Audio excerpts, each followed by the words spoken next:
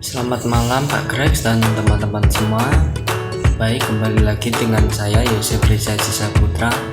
Di sini saya akan kembali menyampaikan gagasan ideologi Pancasila yang terbentuk dari 5 soal. Baik, terlebih dahulu marilah kita berdoa pembuka. Dalam nama Bapa, Putra, dan Roh Kudus. Amin. Bapa yang Maha Pengasih dan penuh syukur, kami mengucap syukur kepadamu karena Engkau masih memberi kami rahmat kesehatan. Berkatilah pula dalam pembelajaran kami, sehingga apa yang kami pelajari atau apa yang kami bahas nanti dapat berguna bagi semua orang ataupun sesama. Namamu kami puji kini dan sepanjang masa. Amin. Dalam nama Bapa, Putra, dan Roh Kudus. Amin. Baik, di sini saya akan membahas soal-soal yang bertema Indonesia era prasejarah sampai dengan era kolonial dalam membangun refleksi terhadap kisah-kisah sejarah. Baik, untuk soal yang pertama itu ada apa keunggulan dari dan kelemahan sistem monarki atau kerajaan. Nah, untuk kelebihannya sendiri itu dari sistem pemerintahan monarki ada kepala pemerintahannya mempunyai kekuasaan yang tidak bisa diganggu gugat dan dipengaruhi oleh pihak lain. Untuk yang keduanya, jarang terjadinya penyelewengan di dalam pemerintahan karena hanya dipimpin oleh satu pihak. Nah, untuk kekurangannya tersebut itu ada pemerintahan hanya dipegang oleh keturunan penguasa. Ada juga pemerintahnya terpusat pada satu pihak, dan ada juga munculnya ketidakadilan karena perbedaan kasta.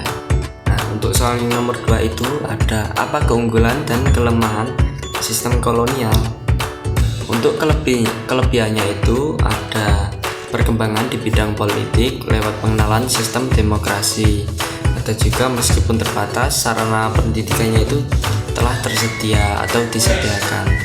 Untuk ada lagi bidang kesehatan semakin berkembang. Nah, untuk kekurangannya dalam kolonialisme itu ada rakyat menderita karena perilaku bangsa penjajah yang sangat kasar.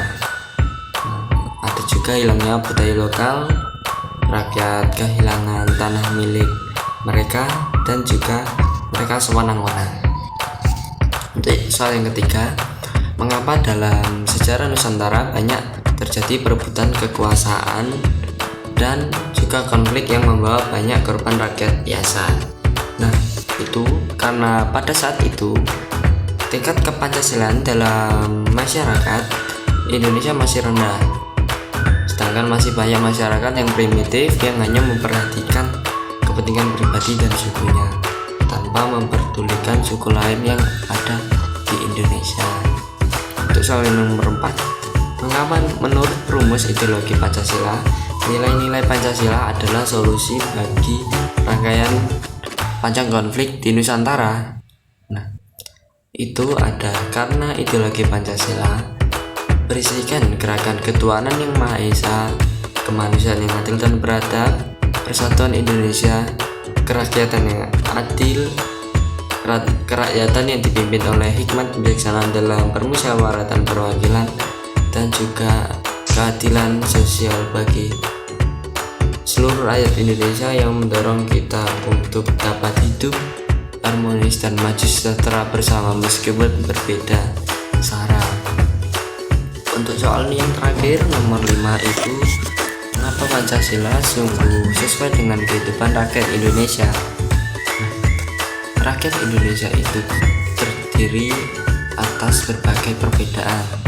Maka dari itu diperlukan suatu sistem pemersatu agar tidak timbul perpecahan di Indonesia. Oleh sebab itu, perumus Pancasila merumuskan sistem tersebut yang diberi nama Pancasila yang sungguh sesuai dengan kehidupan. Mungkin itu saja yang bisa saya sampaikan untuk soal-soal yang telah diberikan. Semoga dapat bermanfaat bagi kita semua, bagi rakyat Indonesia.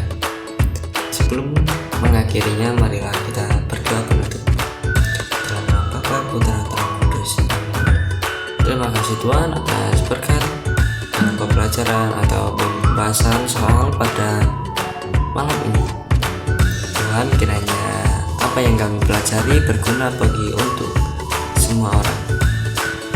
Berkatilah pula dalam rangkaian belajar kami selanjutnya, agar melalui proses ini Engkau semakin memajukan kami. Nama-Mu kami puji kini dan sepanjang masa. Santo Fransiskus Assisi, doakanlah kami. Dalam nama Bapa, Putra, Kudus. Amin. Terima kasih, selamat malam, berkah dalam. See you.